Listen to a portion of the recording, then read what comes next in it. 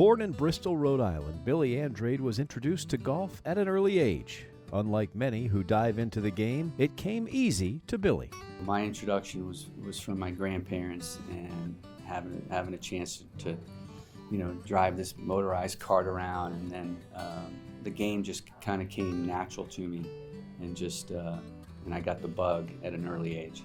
A successful player in Rhode Island and the New England area as a junior, Andrade broke through on the national scene at 16, winning the National Insurance Youth Classic Championship in 1980 at Yale University Golf Course in New Haven, Connecticut. At the end of the year, Golf Digest ranked the top amateurs, and they ranked the top 10 juniors in the country. No idea. I opened up the magazine for the annual, and I looked in the junior section, and I was ranked 6th in the country. And then when I turned 17, I won the PGA Junior, I won the Insurance Youth again, and then going into my senior year there, I was the #1 junior golfer in the country. When it came time for college, it took one visit to Winston-Salem for Billy to know he wanted to attend Wake Forest and become a Demon Deacon as an Arnold Palmer Scholarship recipient. I could see myself at this place because it was small. It wasn't very big. Everybody knew everybody. I felt at home. While he earned All-America and All-ACC honors and helped the Demon Deacons win the 1986 National Championship, his decision to stay at Wake one more year led to meeting the love of his life, Jody. I had 4 classes left, take 2 in the fall and 2 in the spring, and then maybe help out with the team. And then I could play on the World Amateur team, and then play in the Masters in April. The Walker Cup was in May, and then I'll turn pro after that. He was very dedicated to playing and practiced a lot, but he was very playful and fun and easy with people and kind, and I immediately liked him. It turned out to be one of the great dates, great blind dates to turn into a great life with. Following Billy's distinguished career at Wake Forest, it was time for a life as a professional golfer, as he earned his tour card on his first try.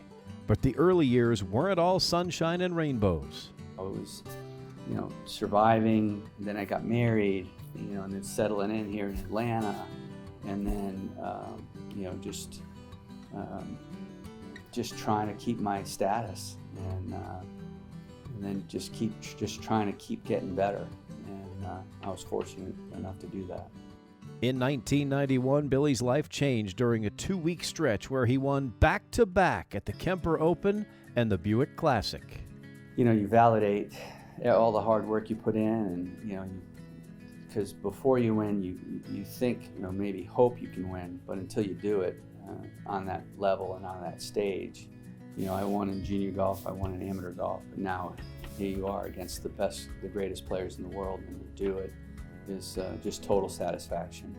Billy went on to pick up 2 more PGA Tour victories in his career, in 1998 at the Bell Canadian Open and the 2000 Invensys Classic at Las Vegas.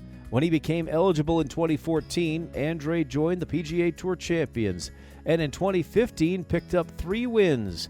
Andrade has now been part of the Champions Tour for 10 years and has approached it with a different mindset than his time on the PGA Tour. And my goal going on the Champions Tour is just enjoy it. You've already put the time in. Now really enjoy this time. And with that mindset, and not care like if you play bad, it's no big deal. If you play great, awesome. And with that, this is my 10th year now. It's amazing. I played some of my best golf. Billy's most important work comes off the course through his charitable efforts in Atlanta and back in his home state of Rhode Island. Billy partners with Brad Faxon and manages the Billy Andrade Brad Faxon Charities for Children, Inc., which supports children's charities in Massachusetts and Rhode Island. He also works alongside now fellow Georgia Golf Hall of Fame member Stuart Sink, hosting the East Lake Invitational to raise funds for the East Lake Foundation. He's the perfect ambassador for that. There's no question. His personality, his connections, the people that he's friends with through the years. I mean, you can see what he's done with that East Lake event. I mean, it's gone through the roof, and that's just Billy. Billy's a people person. He's one of those guys that if you don't like Billy, there's something wrong with you. His heart's in the right place. That's it. And that speaks to a lot of things, his upbringing. he's thought his purpose in life through, and he's fulfilling that. He still is, but he has fulfilled it already. I think it's part of his faith.